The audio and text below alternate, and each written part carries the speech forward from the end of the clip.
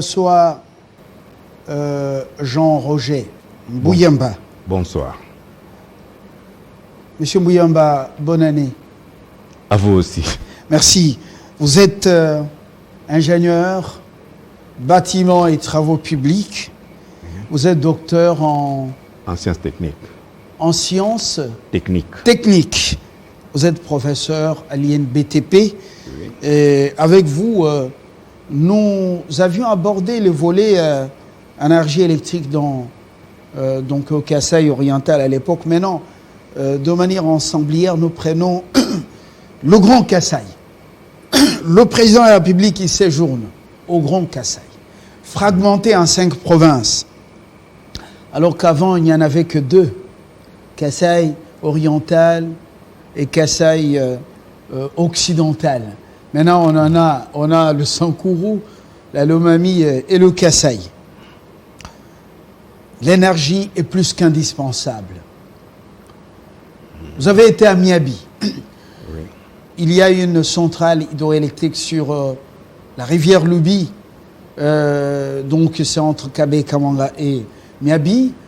Vous aviez souhaité autrefois qu'on puisse construire ou planter des pylônes pour amener de l'énergie en Bujimaï et alimenter la Miba, parce que la procédure, comment on appelle, c'était moins coûteux selon vous, et relancer moins coûteux par rapport au coût de la relance ou de la restauration de Tchala 1 ou Tchala 2 ou le Bilangi. Hier, le chef de l'État était à Katende. On dit que les travaux, ce qu'on apprend, sont déjà à 65%, donc bientôt Katende. Pour relancer la MIBA, parce que c'est le poumon de cet espace, tout le monde y dépend d'une manière ou d'une autre, alors faudra-t-il attendre Katende, la fin des travaux et la construction des lignes qui vont transporter cette énergie, ou construire ou planter les pylônes vers Lubi, donc de Lubi à Bakwanga, ou restaurer Tchala. Quelle est votre compréhension personnelle de la chose? Bien. Merci de me donner cette occasion, Je me suis occupé autrefois de cette situation-là, quand il fallait lutter pour l'apport de l'énergie de la société Sassim qui exploite les diamants à Boya, qui dans ses engagements devait normalement produire l'électricité. Ils ont d'abord commencé avec Sengamine, qui avait beaucoup de difficultés pour avoir de l'énergie électrique. Et il y a un groupe électrogène qu'ils utilisaient, mais qui faisait tellement de bruit et consommait beaucoup de carburant. Alors à cette époque-là, il était d'abord très difficile de faire parvenir à Boya de l'énergie à partir de Lubumbashi.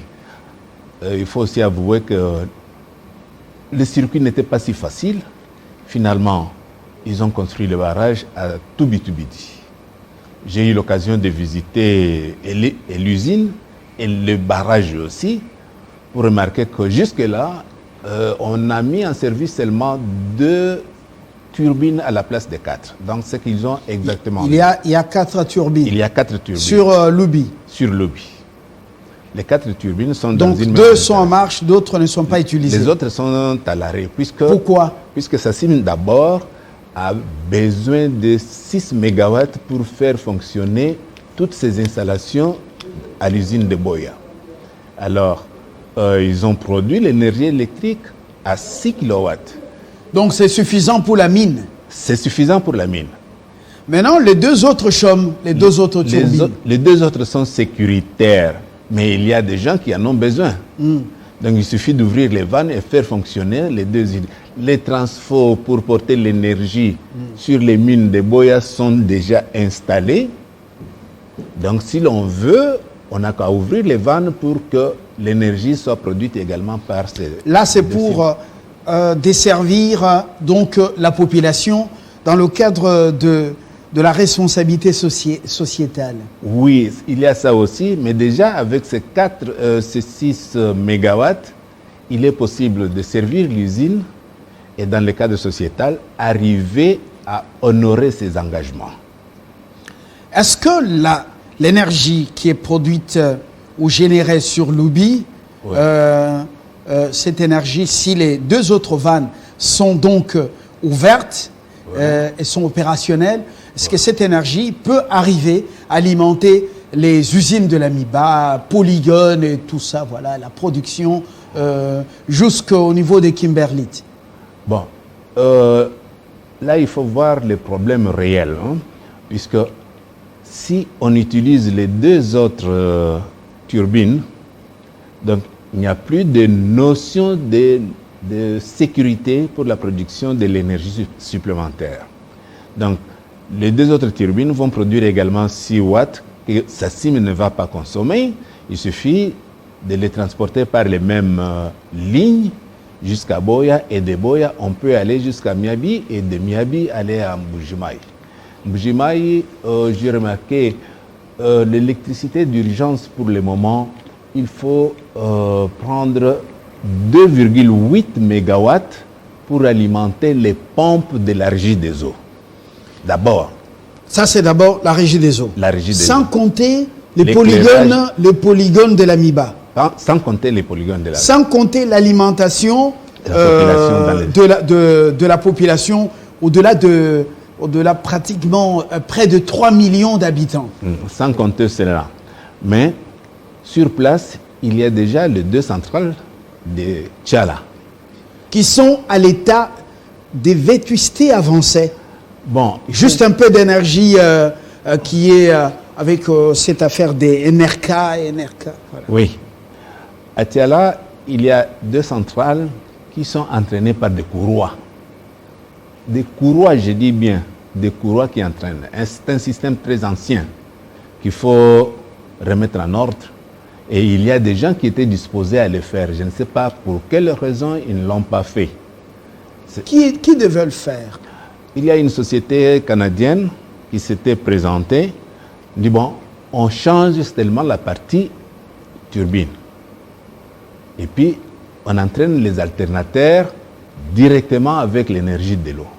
Donc, il était possible de commencer à produire de l'électricité par là. Mais il s'est posé un autre problème. Est-ce que ce n'est pas acrobatique, cette procédure? Non, en technique, vous savez, vous entraînez, vous produisez le mouvement de rotation des alternateurs par courroie ou par directement la rotation des turbines, c'est possible. Mais il s'était posé un problème banal. Quand le monsieur a fait la proposition d'avoir un marché là-dessus, MIBA a prétendu que ces centrales-là appartiennent à MIBA et par conséquent doivent desservir MIBA seul. Mais au départ, l'Ubilangi et Tchala 1 et 2, c'est d'abord la MIBA. C'est d'abord la MIBA. L'exploitation de gisements. Oui. Donc on devait d'abord servir la MIBA avant de penser à la population. Et le Canadien a refusé? Non, les Canadiens étaient disposés, mais je ne sais pas qu'est-ce qui s'est passé. C'est toujours au niveau des intérêts, on dirait, que les commissions. Des commissions. Voilà. Pour les appeler par leur nom. Quelle est ma part? Quelle est ma part dans tout cela? Donc c'est ainsi qu'on n'a pas pu réaliser ces 2 centrales-là. Autrefois, rappelez-vous qu'il était possible de faire tourner la dernière turbine avec la technique spéciale par la compagnie, je crois c'est ASEC, c'est une compagnie belge qui devait faire ça. Les turbines sont arrivées même sur place, mais ça a été détourné. Détourné? Turbine? Oui. Détourné par qui? Mais si vous voyez aujourd'hui Mobile Mbongo qui marche tel qu'il marche là, c'est la centrale qui était destinée à Mbujimayi qui est partie à Mobile Mbongo pour faire tourner la centrale de là. Donc il fallait utiliser une autre technique pour faire tourner les turbines. Désaffectation. Oui. Détournement. Voilà, ça a été désaffecté. C'était la période où c'est la zone qui s'occupait plus, qui s'est opposée plus à la politique de Mobutu. C'était une punition. En quelque sorte, oui. Bon, les choses, depuis là, il y a eu suffisamment d'eau qui a coulé sous les ponts. nous sommes au niveau de Katende, travaux à 65%. Alors, l'Amiba et le reste de l'industrialisation du Grand Kasaï, ça doit attendre Katende, fin des travaux, construction des lignes pour transporter de l'énergie, ou il faut commencer quelque part, relancer l'Amiba avec Tchala, ou prendre Lubi avec les Chinois. Oui. Quelle est l'alternative la moins coûteuse et la plus rapide? C'est la centrale solaire. Une centrale solaire pour l'exploitation de Kimberlite et tout ça, c'est pas... 10 mégawatts suffisent. Est-ce que vous déjà. êtes conséquent de ce que vous dites? 10 mégawatts suffisent déjà pour faire tout cela. Donc avec la centrale de Chipuka, il est possible de construire, de mettre en place la centrale solaire et puis faire fonctionner cette usine-là. Pourquoi vous changez? Il y a plusieurs mois avec vous, vous avez dit, mieux vaut des pylônes de Lubi jusqu'à Bakonga, c'est moins coûteux. Et ça ne demande pas assez par rapport à la restauration de Tchala. Alors aujourd'hui, vous quittez l'énergie par centrale hydroélectrique, vous prenez la centrale voltaïque. Qu'est-ce qui vous fait changer d'avis? Bon, la centrale voltaïque, vous savez, est facile à transporter, à mettre en place. 1 mégawatt est produit par 1 hectare d'installation des panneaux, et les panneaux sont transportés en avion. C'est plus facile d'arriver en Mbuji-Mayi et puis commencer à installer cette centrale-là avec les panneaux. Mais par contre, tirer les lignes, il faut traverser près de 30 km en brousse pour amener 2,8 mégawatts seulement pour les installations de la Régie des eaux, et ensuite restaurer Tchala avec ses courroies pour alimenter une partie de l'Amiba. Donc cela n'empêche pas qu'on puisse avoir plusieurs sources d'électricité. Donc en construisant Katende, il est aussi possible d'alimenter Mbuji-Mayi avec un barrage normal. Donc on peut avoir plusieurs sources d'énergie. N'oubliez pas qu'un temps, il a été question d'utiliser l'énergie de Grand Yinga à partir de Chimbulu pour alimenter Mbuji-Mayi, mais les gens ont oublié que la reconversion de l'énergie de continuer en alternative coûte beaucoup plus cher. Ça coûte plus cher qu'un barrage local. Moi, je suis partisan de ce qu'on puisse construire plusieurs barrages locaux plutôt que d'aller tirer l'énergie à Chimbulu. La transformation du courant d'Inga au niveau de Chimbulu, c'est réalisable, mais c'est coûteux. C'est coûteux. Selon vos estimations, vous êtes ça coûte plus cher quelqu'un du domaine. Ça coûte plus cher que construire un nouveau barrage. Et en plus de cela, la technologie n'est pas tellement maîtrisée par les Canadiens qui l'avaient inventée.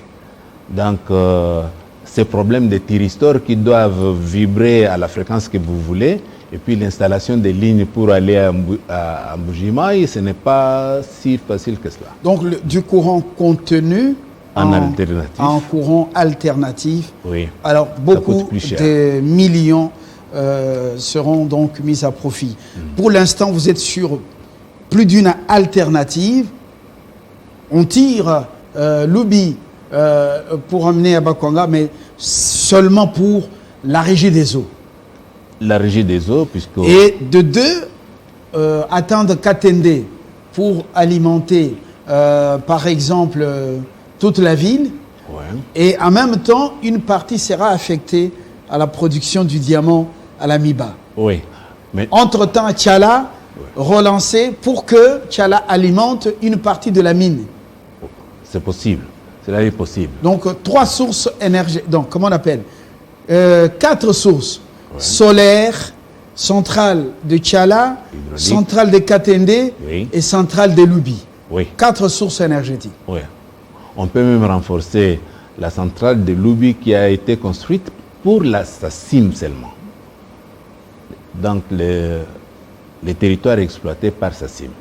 En plus, je peux vous dire qu'il y a un autre barrage à côté, non loin des mines de SACIM, mais qui n'est pas exploité puisqu'il n'y a pas d'eau pour faire tourner la turbine. Et ça a été abandonné. Je suis allé visiter ce barrage-là, qui a été abandonné. C'est sur la rivière Loubi toujours? Non, non, ce n'est pas sur la rivière. J'ai perdu de vue le nom de la rivière, mais ce n'est pas loin de la centrale. Il y a une rivière là qu'on appelle Moulenda. La rivière Moulenda? C'est fort possible, mais je n'ai pas la carte avec moi. J'ai déjà été là et constaté aussi qu'il n'y avait pas d'eau. Au moment où j'étais là, il y a de voies d'eau qui étaient arrêtées, puisque ce n'était pas suffisant. Mais la centrale est aménagée. On compte même exploiter cette partie-là d'une autre manière, puisque s'il y a très peu d'eau, on utilise beaucoup d'eau pour laver les minéraux aussi. Donc SACIM a dû construire un barrage de dépôt pour pouvoir emmagasiner de l'énergie hydraulique et laver les minéraux. Alors, SACIM, c'est la suite des Sengamine. Sengamine, on se souvient que c'était l'effort de guerre. Ouais. Son musée pour récompenser les alliés zimbabwéens. Ouais. Mais si l'Amiba dit elle rentre en possession de tous ces carrés miniers, voilà. Requiem sur SACIM, et toute l'énergie reviendrait peut-être à l'Amiba. Oui, mais SACIM exploite ces mines-là sous la dénomination SACIM, bien sûr, mais c'est sur les terres des MIBA, les concessions des MIBA. Il y a encore une autre société qui voulait s'installer, qui va s'installer peut-être, la société communière du Kasaï, à Katende, qui voudrait exploiter le cobalt et beaucoup d'autres matériaux là-bas. Il y a du cobalt à Katende. Oui. Katende Wakaboka, c'est un village. Oui. Le village de Moulopé. Voilà. Oui. Kalonge. C'est sur cette ligne-là. Il y a du cobalt. Oui. Puisque si vous voyez au niveau de gisements qui viennent de l'Afrique du Sud, non, plutôt je dirais de Namibie, ça monte jusqu'au Kasaï. C'est déjà exploité d'une manière artisanale. Où? À Miabi. On exploite le cobalt. Oui, d'une manière artisanale. Il y a des gens qui se sont installés là-bas, mais c'est pourquoi on veut maintenant exploiter. Pourquoi on n'en parle pas? Pourquoi on n'en parle pas? Ils ont tenu une conférence dernièrement pour faire connaître leurs intentions, mais ils ont acheté, je crois, une partie de terrain de MIBA. Et ils ont des certificats d'exploitation pour cela. C'est qui, finalement, c'est qui? Ce sont pour le moment disons, de Congolais qui sont à la recherche de capitaux pour s'installer. Donc il y a beaucoup de ressources minières dans la zone qu'il faut exploiter par les Congolais pour le moment. Entre-temps, on parle du fer, on parle aussi du cuivre. Voilà. Oui, le cuivrier aussi. Bon, l'autre volet, c'est donc ce fameux problème de la régie des eaux. Est-ce qu'il faut absolument de l'énergie à cette hauteur-là pour permettre à la régie des eaux de pomper, de desservir l'eau coule de Lukelenge et on sait que ça ne demandait pas assez d'énergie pour alimenter la ville. Est-ce que géographiquement, ça s'explique? Ça s'explique, puisque moi je me rappelle, je me suis rendu à Mbujimayi sans eau, je ne voyais pas l'eau n'écouler pratiquement pas. Alors, il suffit de donner assez d'énergie à ces pompes-là. Est-ce que ça demande, vous avez parlé de 2,8 mégawatts. Est-ce que ça demande ça, cette énergie? Oui, puisque l'eau refoulée demande que les pompes consomment beaucoup plus d'énergie.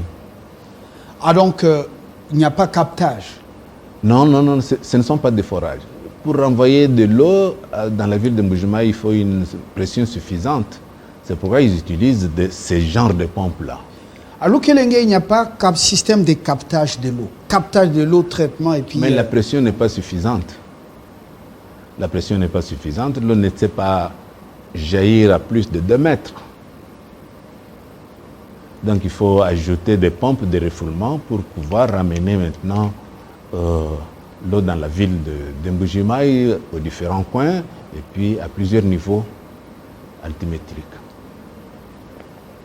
Alors on sent qu'on est là sur plusieurs équations. Et ça demande assez de moyens financiers. Oui, ça c'est un fait. S'il n'y a pas de moyens de finances, on ne sait rien faire. On ne sait rien faire. Mais le malheur, c'est que ces finances prennent toujours la direction que l'on connaît et que finalement, on n'arrive pas à réaliser les travaux. Est-ce que les gens qui sont dans le secteur, est-ce qu'ils consultent les spécialistes? Ça, c'est un problème. Moi, On sent plus les politiques, oui, avec certains rafistoleurs. Oui. Et du coup, on risque d'induire l'autorité suprême en erreur. Assez souvent, puisque ce problème, je l'ai soulevé, j'ai écrit au président de la République en 2015. J'ai fait un rapport là-dessus, que je lui ai fait parvenir. Je crois qu'il a lu, quand bien même je sais que ça a été mis à côté pour des raisons que je connais. On a mis dans les tiroirs le rapport. Oui, on l'a mis dans les tiroirs. C'était à l'époque du professeur Beya qui était directeur du cabinet. Le tout est venu d'abord, si vous connaissez bien le centre Nganda, j'ai commencé par construire un pont sur cette avenue-là pour sauver les populations qui étaient assez souvent noyées et qui ne pouvaient pas traverser, aller à Congo, au quartier Zaïre, puisqu'ils ne pouvaient pas traverser. J'ai construit ce pont-là à 45 000 $. Je dis bien 45 000 $. Et par là passaient aussi les conseillers du président de la République. C'est ainsi que je me suis entretenu avec l'un d'entre eux qui a décidé de prendre les dossiers à la présidence dans l'espoir que les choses... Là, c'était sous Joseph Kabila, oui. Oui, c'était à l'époque de Joseph Kabila. Alors, j'ai demandé pour comparaison un budget de l'Office de voirie et drainage qui est sorti à 10 fois plus. 10 fois plus? J'ai dit bien 10 fois plus. Et l'autre partie d'argent est allée où? On ne sait pas très bien les poches qui se sont servies, mais ils finissent par l'IGF assez souvent. C'est ça le cas. Et dans la même période, j'ai suivi moi-même le gouverneur du Sud Kivu qui a construit un pont analogue au même montant de 45 000 $. C'est lui-même qui déclarait à la télévision. Je l'ai suivi. J'ai dit oui, c'est correct, puisque moi, en totalisant toutes les factures d'achat de matériaux, donc les fidèles, puisque c'est un prêtre qui collectait donc l'argent auprès des fidèles, il a remis 45 000 $, on l'a construit. Donc, le prix était considéré vrai. Au même moment où on construisait les ponts sur les mêmes ponts, mais 4 fois plus longs que les miens, au lieu de les construire à 45 multiplié par 4, on l'a construit plutôt à 1 200 000. Donc, ce genre de chiffres, quand vous les regardez, ça décourage même de construire les ponts. Ça ne coûte pas aussi cher. Et je vous informe aussi qu'il y a une revue africaine des infrastructures qui, dans un article d'un numéro, a bien dit que si vous construisez une route sur la rive droite du Congo, multipliez seulement les mêmes chiffres par 10 sur la rive gauche. Donc c'est une situation qui est connue. Lorsqu'on s'en plaint maintenant, ça m'étonne, mais c'est connu que les ponts, les constructions d'une manière globale ne coûtent pas les chiffres qui sont annoncés. Ce n'est pas vrai. La première chose, c'est il y a une sorte de surfacturation. Surfacturation. Et les poches des gens voilà. sont la véritable destination voilà, quand on paye, du gros des montants. Voilà. Et je vous informe que un point qui rend les choses plus difficiles, c'est que au ministère des infrastructures, il n'existe pas un devis connu, une mercuriale, pour les prix des matériaux. C'est chacun qui vient avec ses prix, et alors on finit par vous communiquer un montant qui va vous effrayer. Donc les dixièmes de ces montants est utilisé pour les travaux et la différence, je ne sais pas à quelle destination ça... Quelle est la destination de cette différence-là? On ne le sait pas. Mais les prix sont faussés. Les prix de construction sont faussés. Dans la tournée du chef, les problèmes tels que c'est posé, ils sont bien posés. Restons dans le secteur énergétique. Oui. Est-ce qu'on pose bien les problèmes au chef? Est-ce qu'on lui explique les vrais problèmes? Est-ce que les gens sont sincères? Ils aiment le coin, ils aiment le pays? Est-ce que nous allons vers des véritables solutions et des solutions durables? Oui, les solutions durables, il faut associer tout le monde dans la prise de décision pour voir ce qu'on va réaliser réellement. Le peuple est impatient. Il attend des réponses, comme on dit, hic nunc. Et pour ne plus tirer les choses en longueur, est-ce que nous sommes sur les vraies pistes? Est-ce qu'on peut ramener le sourire au peuple? L'eau de bonne qualité, oui. Qui coule avec pression des robinets, même dans les douches. Oui. Et puis de l'énergie, oui, qui permet de travailler, de moudre et de créer des PME et PMI. Est-ce que nous sommes nous sommes sur des bonnes pistes pour des solutions imminentes? Nous rentrons carrément... Vous suivez quand même la tournée du chef, non? Oui. Est-ce que les problèmes sont posés de manière correcte? Les problèmes existent et sont vécus depuis des années et des années, et les installations pour la production de cette énergie existent. Tiala 1, Tiala 2 a fait fonctionner l'Amiba pendant un temps, jusqu'à la fermeture, donc il y a de l'énergie suffisante. Mais allez voir un peu le réseau de Mbujimaï pour distribuer cette énergie électrique. Vous allez voir, il ressemble au réseau téléphonique de Kinshasa à l'époque de Centrale S12. On ne parle pas des loups Bilangi parce que ça date depuis l'époque coloniale. Mais Tiala 1 et 2, en ce moment,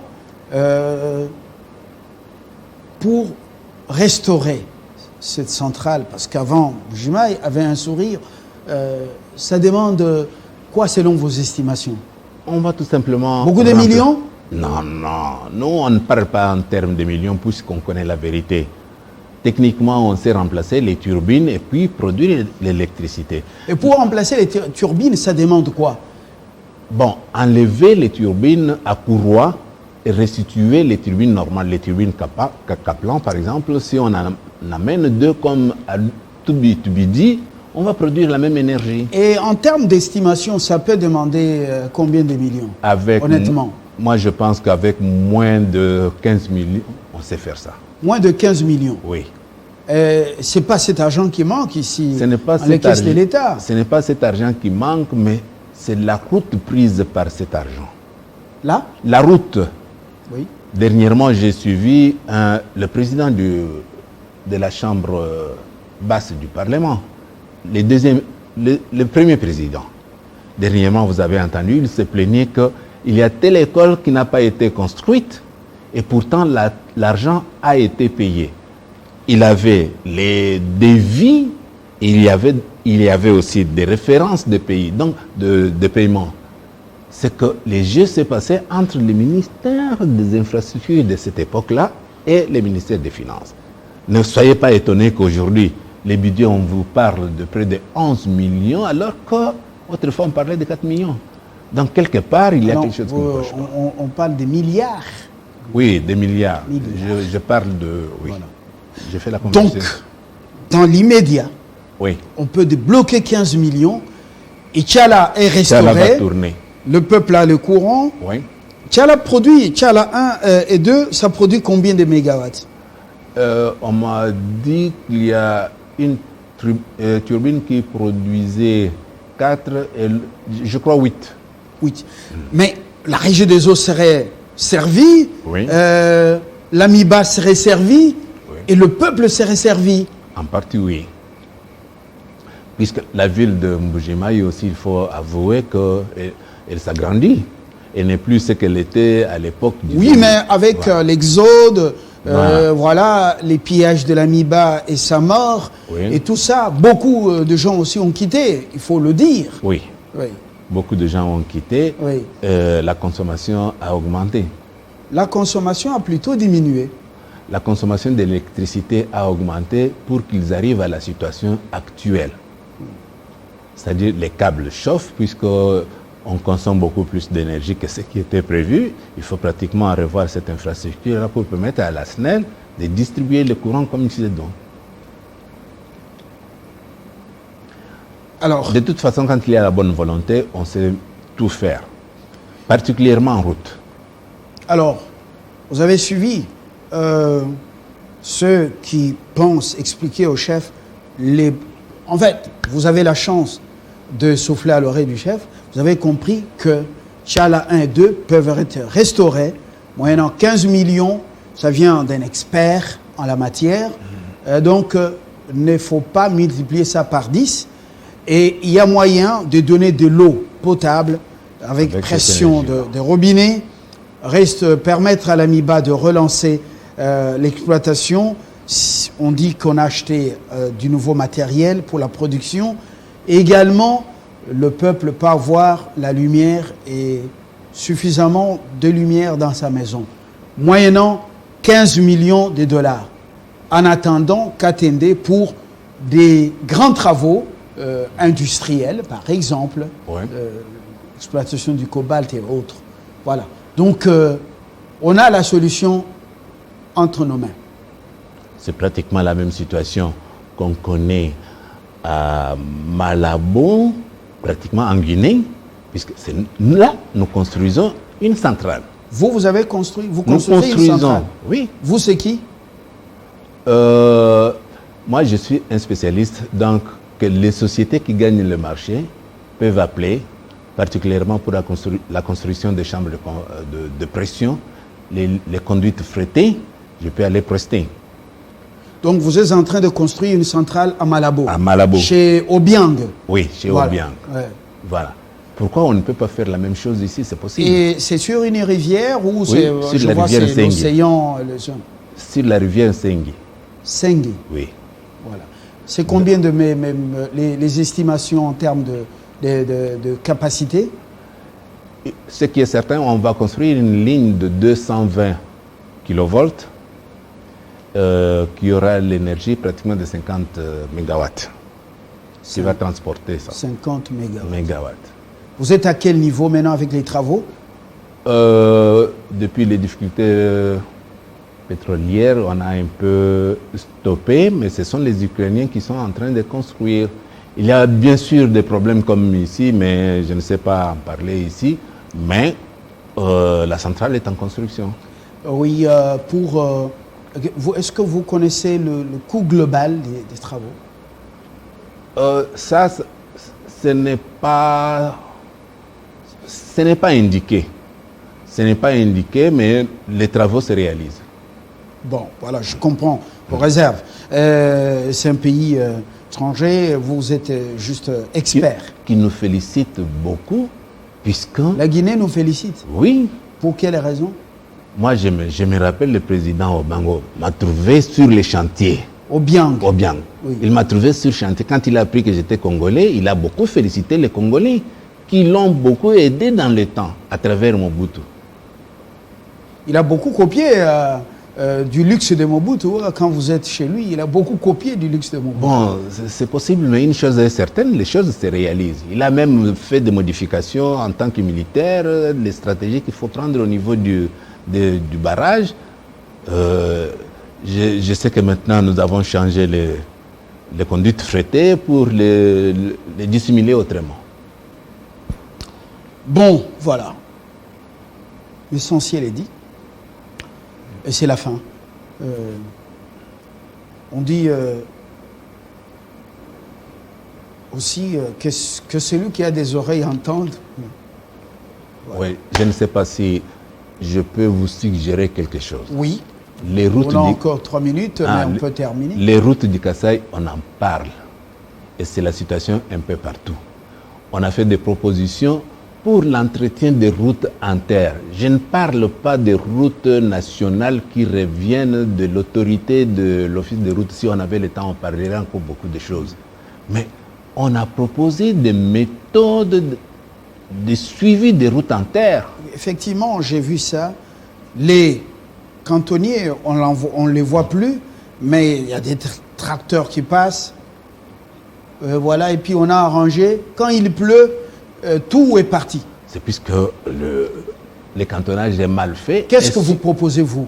La construction de l'infrastructure d'assainissement d'abord. Les caniveaux pour évacuer les eaux de pluie et construire la route par après.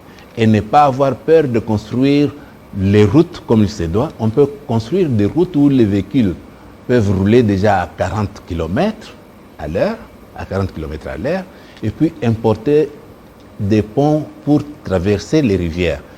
Si on avait suffisamment de temps, j'allais vous informer qu'un pont belé, parmi les ponts métalliques comme à Chikapa et puis sur les rivières, ne coûte que 5 000 € par mètre.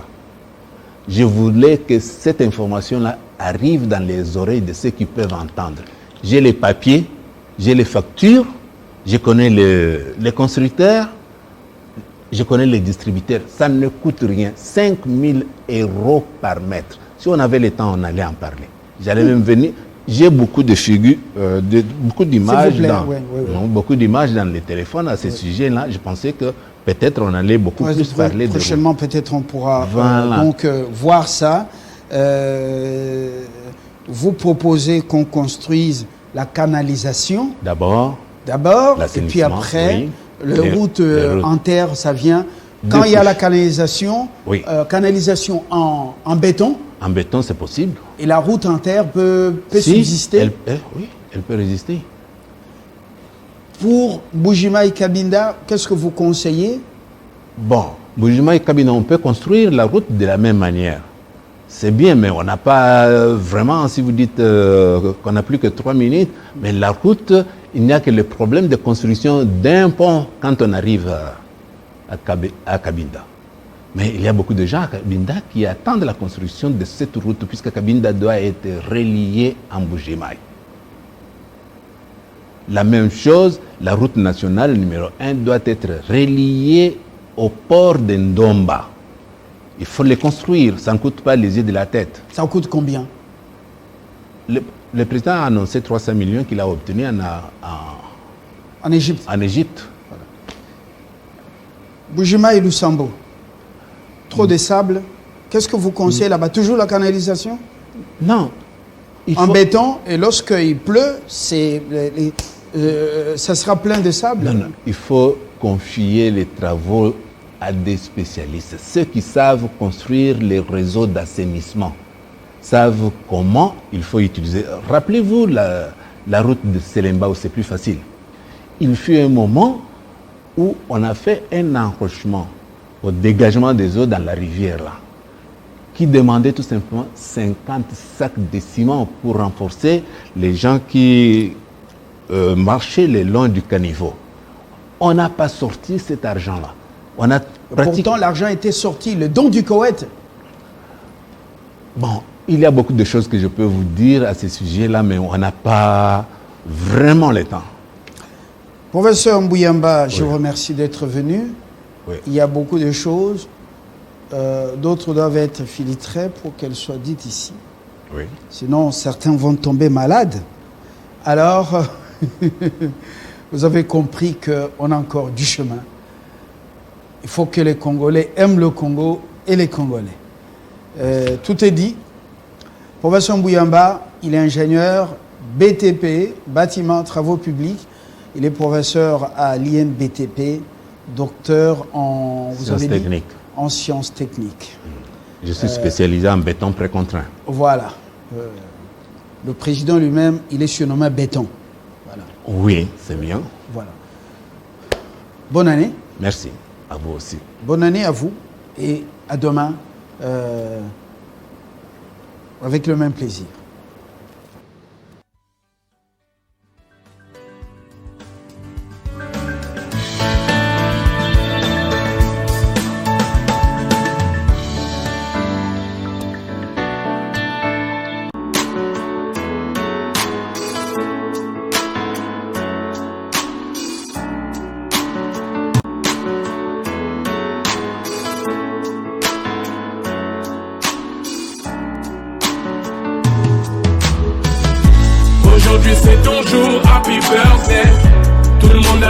maison, happy birthday. Avec fun nous fêtons, happy birthday. C'est maintenant ton moment, happy birthday. Aujourd'hui c'est ton jour, happy birthday. Tout le monde à la maison, happy birthday. Woo woo woo woo, happy birthday. Woo woo woo woo, happy birthday. Personne ne peut oublier, c'est pas juste pour les billets. Aujourd'hui c'est ton jour, c'est ton meilleur jour pour briller. Il faut chanter, faut crier, il faut danser, faut prier. Aujourd'hui c'est ton jour, des messages d'amour par milliers. Et t'auras toute la nuit, et plus rien ne compte. T'auras encore toute la nuit pour refaire le monde. T'auras toute la vie pour refaire les comptes. T'auras encore toute la vie pour...